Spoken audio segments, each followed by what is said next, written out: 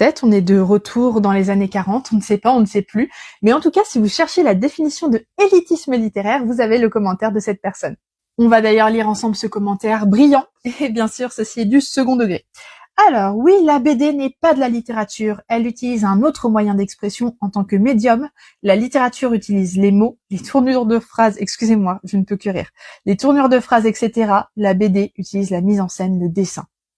Levez la main ceux qui ont déjà lu des BD avec des mots et des tournures de phrases. Non, plus sérieusement, ça fait depuis les années 60 que du coup la bande dessinée est reconnue comme de la littérature. Je rappelle aussi que quand on nous sort les fameux sondages de les jeunes lisent de moins en moins, eh bien les bandes dessinées rentrent dans la catégorie littérature. Incroyable, hein. Je pense que c'est un rappel important aussi à faire, que ce soit la bande dessinée, les mangas ou les romans graphiques, c'est de la littérature. Et c'est une ancienne prof doc qui vous le dit. J'ai aussi un diplôme de littérature jeunesse, si jamais.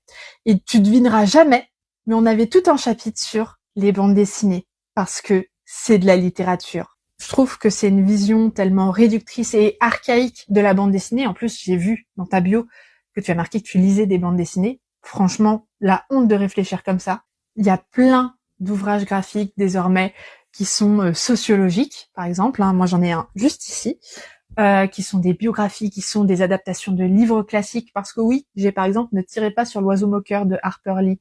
J'ai 1984 de George Orwell. Et si tu me croises dans la rue et que tu me demandes si je les ai lus, je te dirai oui. J'ai pas besoin de te préciser le support, parce que je les ai lus. Un point, c'est tout. La conclusion de cette vidéo, c'est que si vous lisez des BD, des romans, si vous lisez des romans graphiques, des mangas, quoi qu'il arrive, vous lisez de la littérature. Même si ça gêne cette personne qui est coincée au siècle dernier, je vous assure que c'est de la littérature.